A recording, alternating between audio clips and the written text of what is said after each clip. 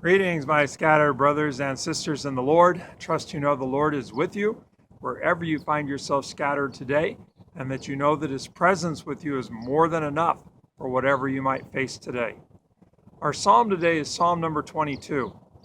This one is pretty familiar. It has a lot of references, if you will, to Jesus' death on the cross. In fact, this is the psalm that Jesus prayed out from the cross. It's a little bit lengthy, but let me go ahead and read it. My God, why have you forsaken me? Why are you so far from saving me, so far from the words of my groaning? O my God, I cry out by day, but you do not answer, by night, and am not silent. Yet you are enthroned as the Holy One. You are the praise of Israel. In you our fathers put their trust. They trusted, and you delivered them. They cried to you, and were saved. In you they trusted, and were not disappointed. But I am a worm and not a man, scorned by men and despised by the people. All who see me mock me. They hurl insults, shaking their heads. He trusts in the Lord. Let the Lord rescue him. Let him deliver him, since he delights in him. Yet you brought me out of the womb. You made me trust in you, even at my mother's breast. From birth I was cast upon you. From my mother's womb you have been my God. Do not be far from me, for trouble is near, and there is no one to help. Many bulls surround me, strong bulls of Bashan encircle me. Roaring lions, tearing their prey, open their mouths wide against me. I am poured out like water, and all my bones are out of joint. My heart has turned to wax, it has melted away within me. My strength is dried up like a potsherd, and my tongue sticks to the roof of my mouth. You lay me in the dust of death. Dogs have surrounded me, a band of evil men has encircled me. They have pierced my hands and my feet. I can count all my bones. People stare and gloat over me. They divide my garments among them and cast lots for my clothing. But you, O Lord, be not far off. O my strength, come quickly to help me. Deliver my life from the sword, my precious life from the power of the dogs. Rescue me from the mouth of the lion. Save me from the horns of the wild oxen. I will declare your name to my brothers. In the congregation I will praise you. All who fear the Lord, praise him. All you descendants of Jacob, honor him. Revere him, all you descendants of Israel. For he has not despised or disdained the suffering of the afflicted one. He has not hidden his face from him, but has listened to his cry for help. From you comes the theme of my praise in the great assembly.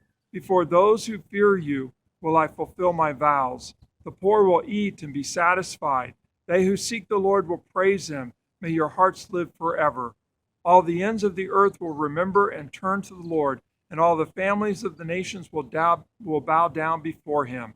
For dominion belongs to the Lord, and he rules over the nations. All the rich of the earth will feast and worship. All who go down to the dust will kneel before him, those who cannot keep themselves alive. Posterity will serve him. Future generations will be told about the Lord. They will proclaim his righteousness to a people yet unborn, for he has done it.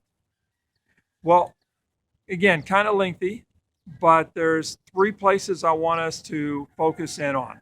The first one, Jesus prayed this from the cross. My God, why hast thou forsaken me?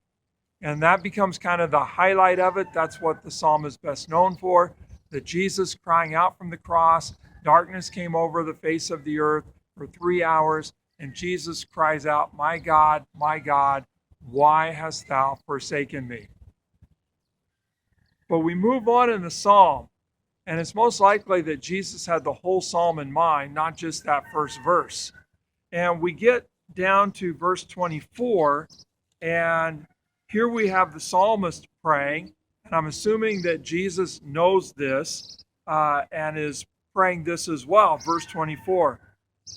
For he has not despised or disdained the sufferings of the afflicted one.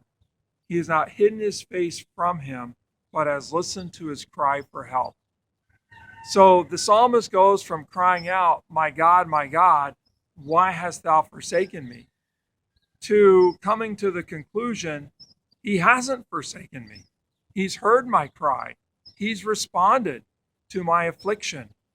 And then at the last of the psalm, it talks about how this is going to be proclaimed. They will proclaim God's righteousness to a people yet unborn, for he has done it. What has God done? God has heard the cry of the afflicted. So don't know where you're scattered today. Don't know where you're at today. Sometimes we're at verse 1. My God, why hast thou forsaken me? But if you're at verse 1, pray that out. Cry that out. Don't quit talking to God. Because verse 24 is coming where you'll be able to testify, just like the psalmist, just like Jesus, he heard my cry. He answered me. He was with me in my affliction. And then you're going to be able to proclaim that, yeah, God is righteous. God did me right. He heard my cry. He answered me in my time of affliction. He didn't abandon me. He was faithful. So again, wherever you find yourself scattered today, keep praying. And maybe you're praying verse 1, God, where are you? God, why have you abandoned me? But know that verse 24 is coming, where you're going to recognize God did not abandon you. God was actually with you and listening to your cry. And then you're going to get to the end and you're going to be telling others about it, and people are going to be talking about it. Oh, wow, God is righteous. God did you right. He heard your cry. He was with you. So wherever you're at today, whatever you find yourself dealing with, cry out to God. And be assured that verse 24 is coming. He hears your cry. He's with you to rescue you in your affliction. God bless. Have a great day.